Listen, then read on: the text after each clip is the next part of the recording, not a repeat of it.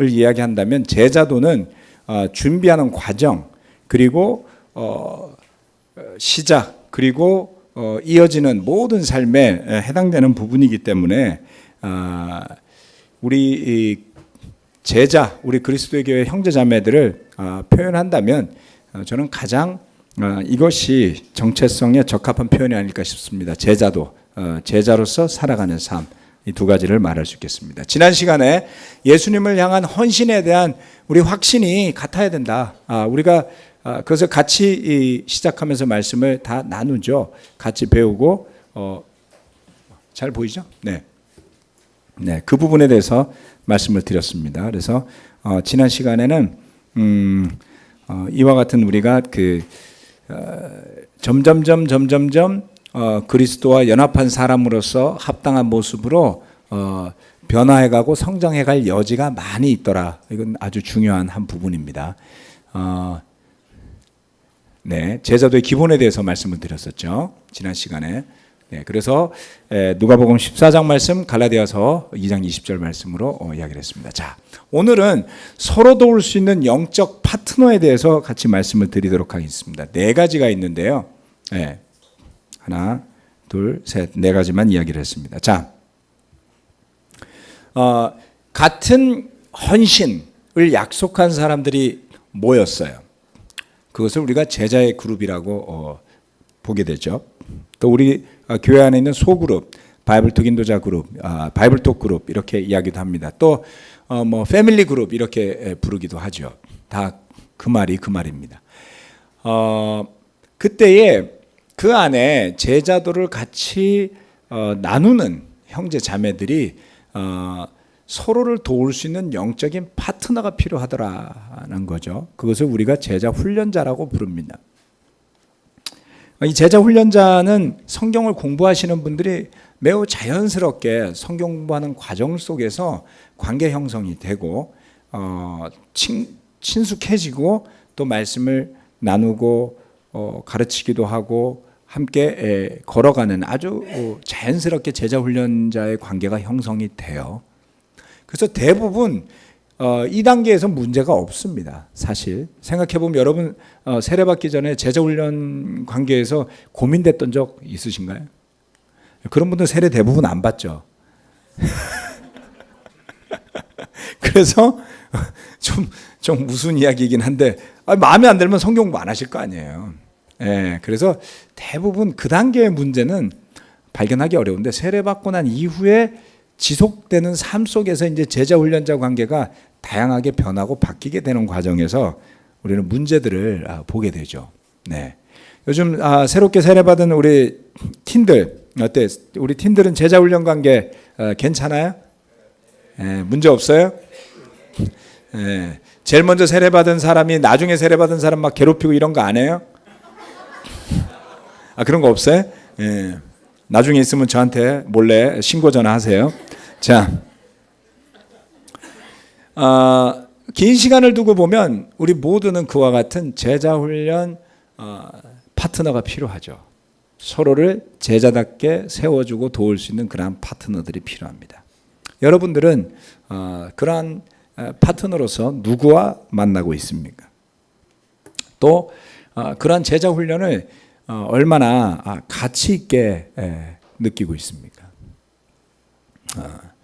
한번 생각해 봐야지 돼요. 여러분이 만나는 그 그룹이 될 수도 있고 개인이 될 수도 있는데 함께하는 형제 또는 그 자매들이 여러분을 더욱 주님께 가도록 돕고 있습니까? 이러한 것들은 매우 중요하다고 볼 수 있겠습니다. 그래서 오늘은 제가 한 4가지 정도만 말씀을 드리겠지만 여러분들이 여기에 더 덧붙여서 우리가 제자로서 서로를 돕는 제자 훈련이라는 범주 안에 포함시킬 많은 내용들이 있을 겁니다. 그래서 그것을 원칙적인 것만을 말씀드릴 터이니 여러분들이 거기에 살을 더 덧붙여 보시길 부탁드립니다. 첫 번째가 연결인데요. 자, 에베소서 4장 16절 말씀을 같이 한번 읽어보도록 하겠습니다. 시작. 온 몸은 머리이신 그리스도께 속해 있으며 몸에 갖추어져 있는 각 마디를 통하여 연결되고 결합됩니다. 각 지체가 그 맡은 분량대로 활동함을 따라 몸이 자라나며 사랑 안에서 몸이 건설됩니다. 아멘. 아주 중요한 요소 중에 성경이 여러 군데에서 강조하고 있는 것은 그리스도인으로 거듭난 제자 개개인이 연결되어야만 한다는 것이죠. 이것은 고린도서 말씀이라든가 그리고 에베소서 말씀에 아주 자세하게 또 골로새서에서도 설명을 하고 있습니다. 서신서에서 특별히 이 부분들이 많이 강조가 되죠. 몸으로 우리는 궁극적으로 그리스도께 속해 있지만 몸에 갖추어져 있는 각 마디를 통해 우리가 연결이 되더라. 그리고 결합이 되고 그리고 그 지체가 맡은 분량대로 활동함을 따라 몸이 자라난다 그랬어요. 그리고 궁극적으로 사랑 안에서 건설이 된다라고 했습니다. 이 이야기를 종합적으로 살펴보면 정말 교회가 어떻게 건강하게 지낼 수 있는지 그리고 교회가 어떻게 성장할 수 있는지에 대한 비결이 다 들어있는 거나 다름이 없습니다. 첫 번째, 잘 연결되어야만 하죠. 그렇죠? 네. 서로가 연결되어서 그 다음에 그 지체가 맡은 분량대로 활동을 한다 그랬어요. 이거는 매우 중요합니다. 저는 이 예배 시간에 이제 제가 설교를 하거나 뭐 형제들이 설교를 하거나 이렇게 합니다만은 요 시간이 좀 더 짧았으면 하는 바람이 있어요. 무슨 이야기냐면 이 시간은 여러분이 일방적으로 듣는 시간이잖아요. 한 사람이 이야기하고 뭐 수백 명이 듣거든요. 그것보다는 작은 규모로 앉아서 서로 돌아가면서 한마디씩 나눌 수 있는 자리가 훨씬 좋습니다. 그래서 굳이 설교자의 설교를 중심으로 뭐 설교자에게 듣기 좋은 소리를 하라는 뜻이 아니라 여러분 개개인이 설교와 연관된 또는 여러분 개인의 삶에서 관련된 제자로서 살아가는 삶을 반드시 맡은 분량에 따라 나눌 수 있어야지만 합니다. 그래서 예배가 수동적이지 않아야 하는 것이죠. 그렇죠? 찬양할 때 다 같이 찬양하시잖아요. 그래서 여러분들이 앉아서 설교를 들으시지만 다 같이 반응을 하셔야지 됩니다. 그래서 설교자 혼자 떠드는 자리가 아니라 함께 말씀 안에서 반응을 해야지 되고요. 그리고 개개인이 제자로 살아나가면서 기여하고 공여해야지만 합니다. 그래서 교회가 건강한 교회는 어느 누구도 소외감을 느끼지 않는 교회여야지 되는 것이죠. 모두가 소속감을 느낄 뿐만 아니라 그 모두가 가진 달란트를 통해 기여하는 교회가 되어야만 합니다. 어떻게 그렇게 할 수 있을까요? 이거를 여러분 잘 구분하셔야지 돼요. 전체주의와 다른 겁니다. 무슨 말이냐면 전체주의가 이거는 뭐냐면 모두가 반드시 해야만 한다라는 강박관념이 있는 거죠. 그러한 것과 각 사람이 참여하는 것을 통해서 전체가 건강하게 활동하는 것은 분명히 달라요. 전체주의는 리더가 하자는 걸 모두가 하는 거예요. 리더가 중요하다고 말하는 것을 전체가 반드시 그렇게 해야 되겠다고만 생각하고 움직이면 그게 전체주의가 되기 쉽습니다. 한 사람의 말에 모두가 동의하는 것 같아 보이지만 실상을 잘 떠들다 보면 정말 동의해서 그렇게 하는 경우보다는 안 하면 안 될 것 같아서가 더 많을 수가 있는 것이죠. 전체주의적인 것과 각각이 참여하고 달란트를 공유하고 활동하면서 만들어지는 그룹 다이내믹 을 비교하자면 모두가 참여한 경우에는 같아 보이지만 퀄리티가 다르고요. 그리고 종종 전체주의로 모인 그룹은 아주 약합니다. 아주 사소한 충격에도 쉽게 깨어지죠. 저는 우리 교회가 그런 전체주의에 가까웠다고 봐요. 그래서 터무니없는 일에 흔들리게 되고 터무니없는 일에 말도 안 되는 말들에 흔들리는 경우를 저는 많이 봤습니다. 감사하게도 지금 교회는 많이 달라졌어요. 그렇죠? 지금 교회는 정말 많이 달라졌습니다. 그래서 많은 형제자매들이 제 눈치를 보느라고 주중예배를 오신 분이 여기 몇 명 있을까? 내가 안 가면 목사님이 나한테 뭐라 그럴 텐데. 김성경 집사님 벗어나세요, 과거에서. 네, 그러실 수 있는 분이죠. 그럴 위치고. 눈치를 안 볼 수가 없어요. 네. 그리고 김성경 집사님 보셔야지 돼요. 네. 저도 눈치 보거든요. 자, 나머지는 안 보셔도 돼요. 그렇죠? 뭐 한 명 정도는 괜찮아요. 근데 수십 명이 그런 문제가 있잖아요. 여러분들이 정말 기쁘게 이렇게 참여하는 것이 저는 너무나 좋습니다. 이번에 제가 수련회를 준비하면서 너무 고민이 됐던 게 왜 절반밖에 안 가지? 막 고민이 됐어요. 그래서 막 생각하다 보니까 저한테 그 전체주의의 잔재가 남아있는 걸 발견하게 된 거죠. 그래서 제가 회개를 했습니다. 우리 교회가 이렇게 건강해졌구나. 어느 누구도 눈치도 안 보고 수련회를 가자 그래도 안 가는 걸 지극히 당연하게 생각도 할 수 있고 진짜 좋은 교회가 됐구나. 목사만 고민하고. 결국 한 180명 갑니다. 예. 또 팀캠프 한 30명 가고 저는 한 절반 남을 줄 알았더니 일요일에 우리 저기 누구야? 이름이 갑자기 생각나요. 박관순 형제하고 이제 남은 사람 모이라 그랬더니 한 명 딱 나왔어요. 더 남는 거 내가 아는데 다 어디 갔지? 아무도 신경 안 써. 네. 10시 반에 예배 있어요. 예. 수련회 안 가시는 분들 예배 오세요. 자, 감사한 건 뭐냐면 오는 사람들이 자기 확신으로 기쁘게 올 때 그 자리가 좋다라는 것이죠. 여러분 주중 예배가 귀찮잖아요. 일주일에 중간에 딱 끼어 있어가지고. 그렇죠? 주님을 중심으로 살아가는 사람에게 있어서 이 자리는 축복의 자리가 되는 거고요.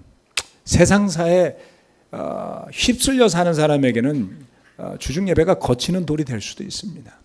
주일 예배, 주중 예배, 여러분 스스로 하는 묵상의 시간 또는 콰이타임 모임이 됐건 제자훈련 시간이 됐건 그러한 것들이 때로는 저도 그럴 때가 있지만 여러분에게 부담으로 다가갈 때도 있을 거예요. 그럴 수 있습니다. 그럴 때에 한 번 더 기억하시길 부탁을 드립니다. 우리가 연결된다는 것이 얼마나 중요한 것인지. 그래서 물론 더 많은 시간을 의무감으로 지내다 보면 힘들 거예요. 그러나 대부분의 시간을 기쁨으로 지내고 때때로 의무감에 차서 와야만 하는 때가 있더라도 오세요. 네, 안 오는 것보다는 오는 게 낫습니다. 연결입니다, 그게. 자, 그래서 그처럼 많은 형제자매들이 활동하고 역할함에 따라서 몸이 자라나고 건설이 되고 건강해지는 것 같습니다. 교회 안에 점점 더 작년에 우리 그 독서 토론회가 바이블톡 형태와는 좀 다르게 시작을 해서 굉장히 많은 고민도 있었고 갈등도 있었고 생각도 있었지만 훌륭하게 잘 해냈고요. 올해는 지금 이제 시들시들하던가요? 뭔가 새로운 방향을 지금 모색하고 있죠. 좋단 말이에요. 그것도 좋습니다. 또 우리 학사모랄에서 주일학교를 위해서 수고하시는 분들이 있잖아요. 그렇죠? 저는 이 형제 자매들이 자발적으로 모였어요. 자발적으로 모여서 주일학교를 위해서 고민을 계속 하더니 이번 수련회 가서 진행할 프로그램들에 대해서도 이영금 형제가 지금 주일학교 6개월간 맡고 있습니다만 같이 이야기를 해서 어떻게 할 건지 다 준비를 하셨어요. 옛날 같으면요, 제가 주일학교 담당, 시스템 담당, 찬양 담당, 행사 담당 모아갖고 한 보름 동안 맨날 미팅을 해야지 됐거든요. 예, 그러지 않아도 되는, 정말 각 지체가 따로 움직여서 이번 수련회 딱 가면 수련회가 진행이 될 겁니다. 기대를 좀 하세요. 네? 엄청 막 준비하고 인위적으로 하지 않은 진짜 각 사람이 자기 확신으로 왔고 목사도 자기 확신으로 와서 주일학교도 자기 확신으로 준비하고 이렇게 해서 모임이 어떻게 진행이 될지 저는 굉장히 궁금합니다. 행사보다 중요한 건 그런 살아있는 말씀이고 확신일 겁니다.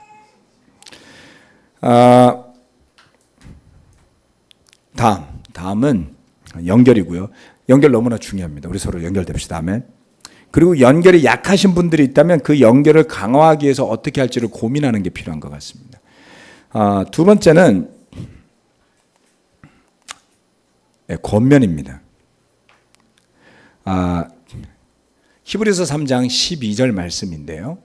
13절까지 아주 히브리서 강의하면서 열심히 설명했던 말씀이죠. 다 같이 한번 다시 읽어보겠습니다. 시작. 형제 자매 여러분 가운데 믿지 않는 악한 마음을 품고서 살아계신 하나님을 떠나는 사람이 아무도 없도록 여러분은 조심하십시오.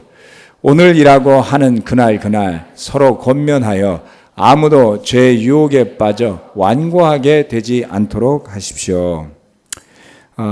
권면에 대한 말씀입니다. 우리가 서로를 권면하는 이유는 우리가 사는 세상이 천국이 아니기 때문입니다.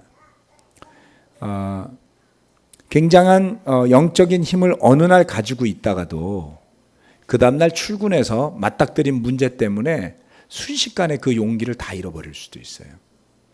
너무나 즐겁고 기뻤는데 뜻하지 않은 말다툼으로 부부싸움을 하면 하루를 망칠 수도 있습니다.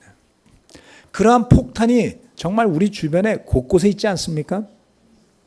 형제들을 제가 만날 때 보면 형제들이 가끔 최근 일주일은 정말 너무 힘들었어요, 이런 이야기를 할 때가 있어요. 이게 들어보면 진짜 너무 힘들었을 것 같아요. 그렇죠? 그렇게 힘들다 그러면 커피도 한 잔씩 사주기도 하고 고생 많았다고 이야기도 해주고, 그리고 형제들이 같이 기도하고 돌아서면 한층 홀가분해지잖아요. 그렇지 않으세요?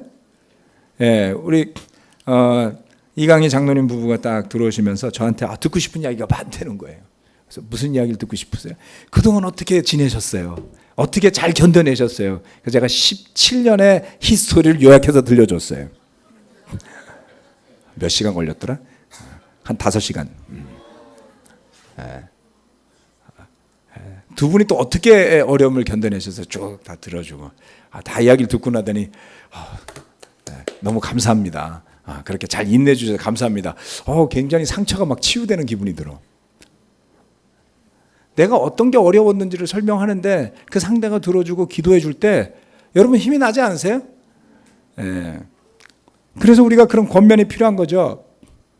뜻하지 않은 데서 겪은 어려움 때문에 또는 어떤 죄 때문에 어떤 고민 때문에 우리가 악한 마음을 품을 때가 있어요. 미워하는 마음을 품을 때가 있습니다. 그런데 누군가가 그것을 권면해 줄 때, 그래서 형제들을 볼 때 얼굴이 어두우면 물어봐요. 저는 요즘 힘든 일 있냐고, 어려운 일 있냐. 또 제 얼굴이 어두울 때 물어봐 주시는 분들이 있어요.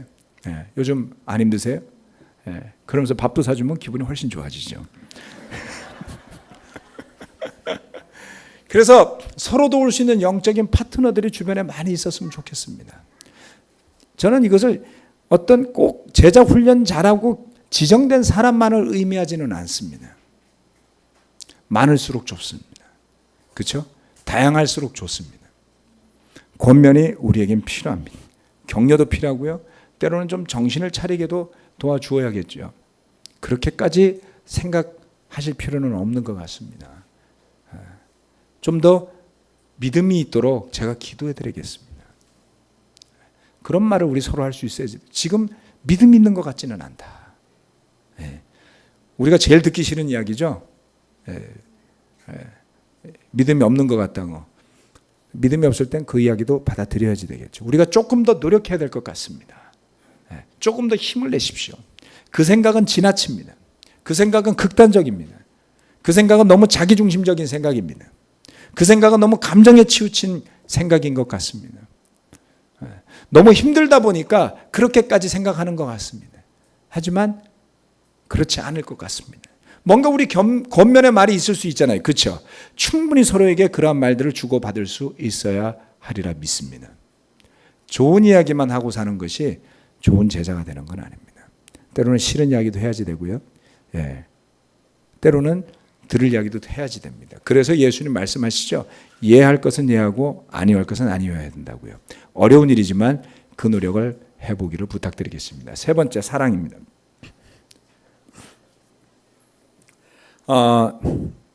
요한일서 4장 11절 말씀. 사랑은 뭐 빼놓을 수가 없죠. 요한복음 13장 34절 35절 말씀도 마찬가지입니다. 사랑은 제자도의 근본입니다. 예수님의 사랑이 없었으면 우린 제자로 살지 못했을 거예요. 사랑이 없으면 우리 서로가 모이는 자리가 공허해질 겁니다. 사랑이 없으면 우리가 만나도 재미도 없을 겁니다. 우리가 함께 모여 가치롭고 함께 모여 즐거운 이유는 서로 사랑하기 때문입니다. 그래서 서로 돕는 영적 파트너라고 하는 제자 훈련자 또는 그런 그룹으로 만들어진 소그룹이 있다면 그 안에 얼마나 사랑이 넘치는지를 살펴보시길 바랍니다. 그걸 해낼 수 있다면. 때로는 그룹 전체가 다운이 돼 있을 때가 있어요. 그렇죠? 때로는 그룹 전체가 다운이 됐을 때, 그러면 때로는 그 그룹의 수명이 다 한 걸 수도 있어요. 진짜로. 또는 그 그룹이 좀 잠시 그러면 뭔가 그룹 차원의 문제에 봉착했을 수도 있죠. 그럴 수 있지 않을까요? 드문 일이지만 그런 경우들을 제가 봤습니다. 그런데 그렇게 되면 그게 때로는 되게 어려워요. 왜 어렵냐면 마치 자기들이 실패한 것처럼 생각하는 형제자매들을 저는 많이 봤습니다. 여러분 그렇지 않아요. 그냥 함께 오랜 시간 같이 있었고 이제는 좀 헤어져도 될 때가 됐을 수도 있는 거예요. 바이블톡은 결혼관계가 아니에요. 무슨 오블리게이션이 그렇게 많은지 헤어지셔도 돼요. 네. 그래서 용단을 내리고 바이블톡을 탈출하셔도 됩니다. 예?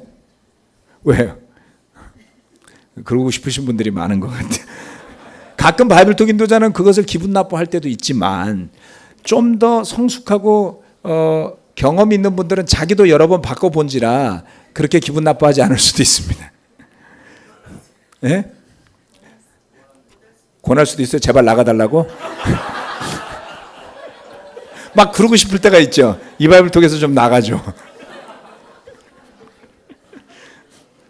자, 그래서 바이블톡은 서로가 좋은 제자로 살도록 권면하고 돕는 그룹이지 무슨 평생 약속한 그런 거 아니니까 좀 그렇게 제발 좀 하지 마세요. 제가 사실은 2004년도에 수도권에 교회를 좀 많이 세워야 되겠다라고 생각하고 분당도 세우고 일산도 뭐 제가 세운 건 아닙니다만 도왔습니다만 일산도 세우고 부천도 세웠다가 들어왔지만 교회들 여러 군데 세우다 보면 가끔 그게 때로는 사람들을 구속하더라고요. 좀 마음 편하게 옮겨 다니라고 저는 그렇게 많이 이야기를 했거든요. 그랬더니 어떤 분이 사랑이 없다는 거예요. 그게 사랑이 없. 그래서 제가 요새는 교회 떠난다 그러면 잠시 잡아요. 가지 말라고. 사랑이 너무 없는 것처럼 보일까 봐. 그래서 제가 여러분을 잡은 건가요? 참. 무슨 이야기냐면 너무 작은 그룹에 또는 내가 소속한 교회에 목사님에게 미안하고 바이블톡 인도자에게 미안하고 그건 좀 지나친 것 같아요. 우리의 근본적인 사랑은 예수님을 향해야지 되는 것 같습니다. 그렇죠. 그리고 여러분이 힘이 좀 빠져 있다면 힘을 얻을 수 있는 그룹으로 옮기셔도 돼요. 때로는 교회도 옮기셔도 됩니다. 그거 가지고 제가 미워하거나 두 번 다시 잠실교회 발붙이지 못하게 하거나 그렇게 안 할 테니까. 네. 가끔씩은 그냥 그런 인상 쓰고 괜히 힘들어서 하지 말고 그냥 편안한 데 갔으면 좋겠다 이런 생각이 들 때도 있습니다. 네. 가라는 소리 아니에요. 여러분 오해하지 마세요. 네. 그런 게 아닙니다. 그냥 너무 막 운명인 것처럼 그렇게 생각 안 하셔도 된다. 저는 제 아내 하나로 충분합니다. 세 번째 동행. 동행인데요. 갈라디아서 6장 2절 말씀입니다. 한번 읽어볼까요? 시작. 여러분은 서로 남의 짐을 져 주십시오. 그렇게 하면 여러분이 그리스도의 법을 성취하실 것입니다. 이 말씀 밑에 보면 6장 5절에 보면 각자 자기 짐을 지라는 말이 또 나옵니다.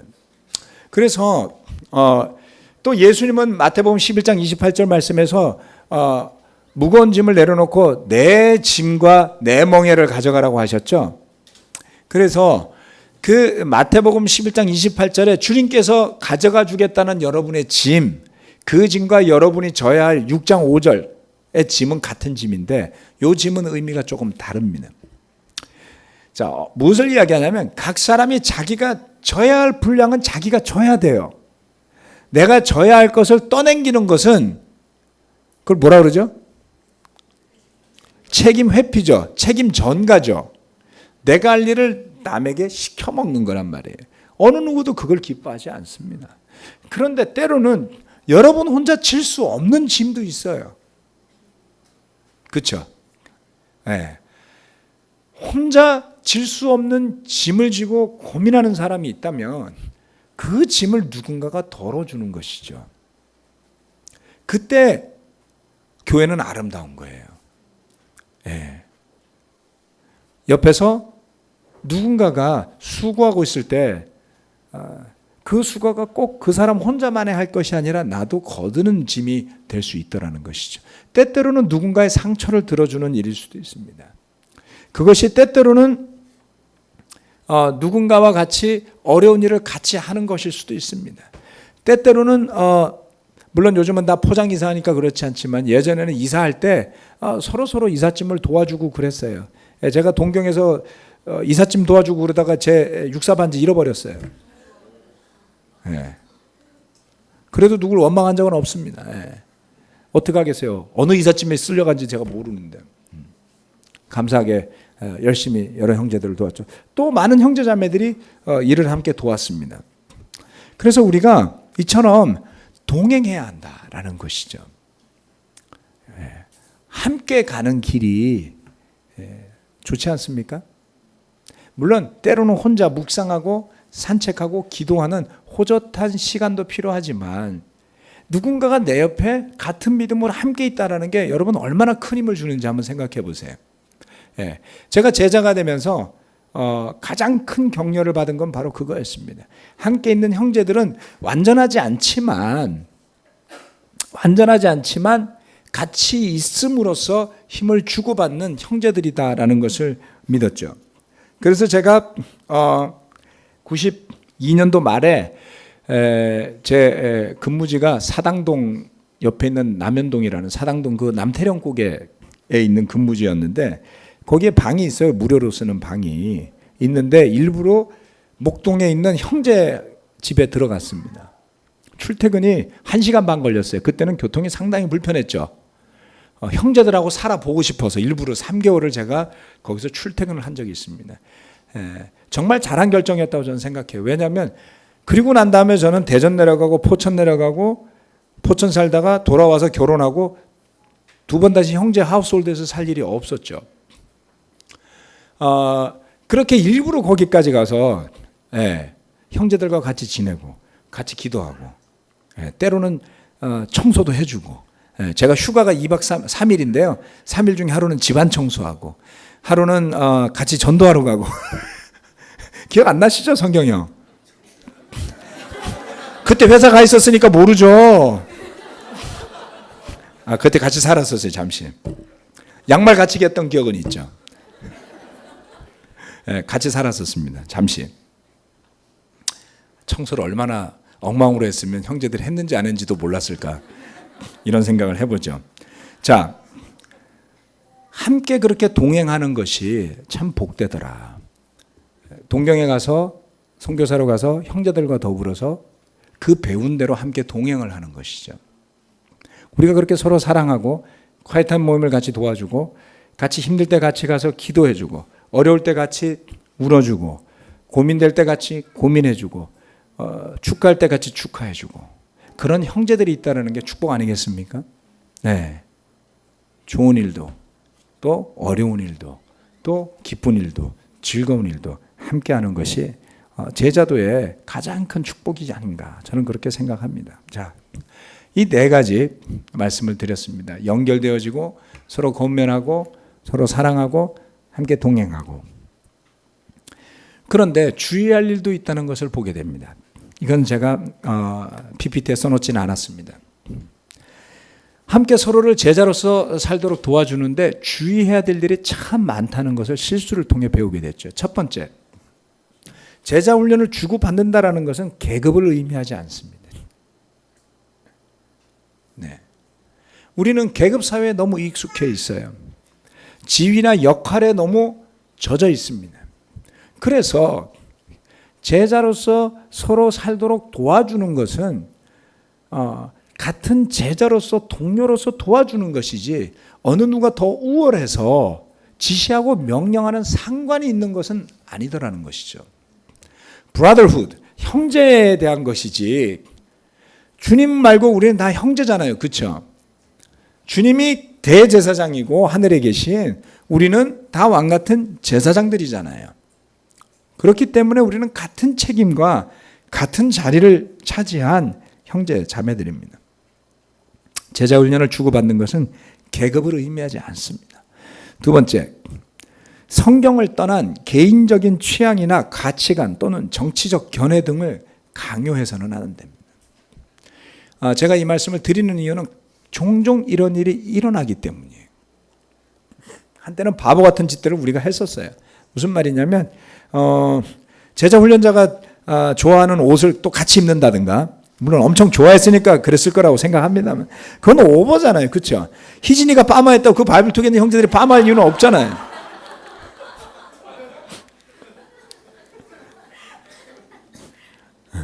예를 들면 말도 안 되는 이야기지만 가끔 이렇게 따라하는 경우가 있어요. 너무 좋아해서 그랬다는 건 알아요. 제가 제일 진짜 기가 막혔던 것 중에 하나는 우리 교회를 인도하셨던 분이 외국에서 살다 왔고 한국말이 어눌했어요. 문법도 안 맞고 표현도 틀린데 멀쩡한 사람들이 그걸 따라 하더라고요.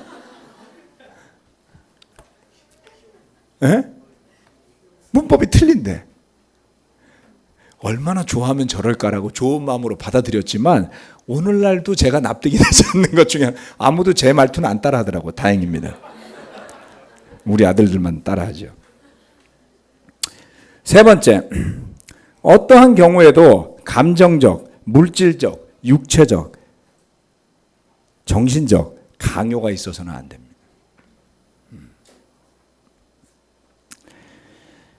여러분 잘 살펴보세요. 여러분들 안에 우리가 오랜 시간 제자로 살아오면서 알게 모르게 상처라고 남은 부분들을 살펴보면 여러분이 좋은 뜻으로 시작했지만 어느 순간부터 내 의지가 거기까지 가 있는 건 아님에도 불구하고 강요되어진 행동들을 해야 할 때 한두 번은 할지 모르지만 계속 할 수는 없습니다. 불편한 일이지만 우리가 편리를 위해서 모여서는 안 되겠죠. 교회는 많은 사람이 모여 있고 불편한 게 맞습니다. 다양한 목소리가 표출되고 다양한 이해관계들이 얽혀서 있고 신중하게 판단해야 되는 곳이기도 합니다. 어떤 목적을 달성하기 위해서 감정적, 물질적, 육체적 강요가 있어서는 안 되겠습니다. 정신적 강요도 마찬가지입니다. 저는 심지어는 이런 생각도 들어요. 전도도 강요할 것은 아닙니다. 권할 것이지. 권하는 것과 강요하는 것의 차이가 분명히 존재합니다. 그래서 뜨거운 마음으로 우리가 제자로 살고자 할 때 더 높은 기대와 기준으로 살고자 하겠지만 어떠한 형태이건 강요는 결국 실패하게 된다는 것을 저는 20년을 넘어 지켜봤습니다. 예수님이 뭘 강요하셨던가요? 뭘 강요하셨죠? 강권하는 것 같아 보이는 구절이 몇 구절이 있습니다. 있을 겁니다. 그러나 주님은 어느 누구도 강요하지 않았어요. 심지어는 유다에게도 내가 가서 하고자 한 일을 하여라라고 말씀하시지 않습니까? 안타까워하시지만 그렇죠? 네. 제자들에게도 물어보시지 않습니까? 요한복음 6장에 많은 제자들이 예수님을 떠났어요. 빵에 대한 가르침을 전할 때 제자들이 빵을 이해할 수가 없었습니다. 내가 생명의 빵이다. 나는 하늘로부터 온 빵이다. 오병이어의 기적 이후에 그걸 가르쳤는데 많은 사람들이 주님을 떠났어요. 그때 남아있던 제자들에게 예수님 물어보십니다. 제발 가지마가 아니고 여러분 그래도 가끔 우리는 붙잡아야지 돼요. 사랑을 느껴지게. 가지마. 근데 그게 아니라 너희도 가려느냐 이렇게 물어보시더라는 거죠.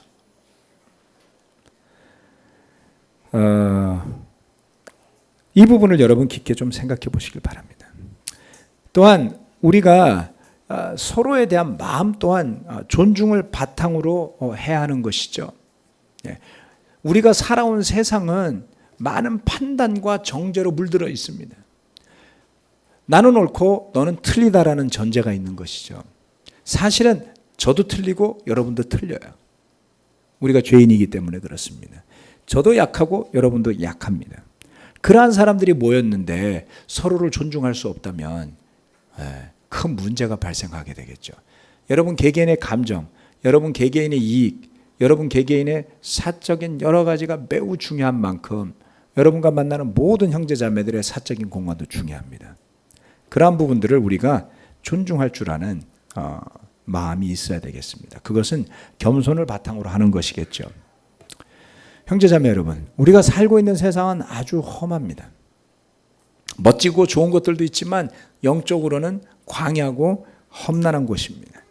혼자의 믿음으로 헤쳐나가 싸우기에는 너무 벅찬 곳입니다. 서로 힘을 합쳐서 권면하고 사랑하면서 의미를 찾아 나갈 수 있다면 얼마나 큰 힘이 되겠습니까?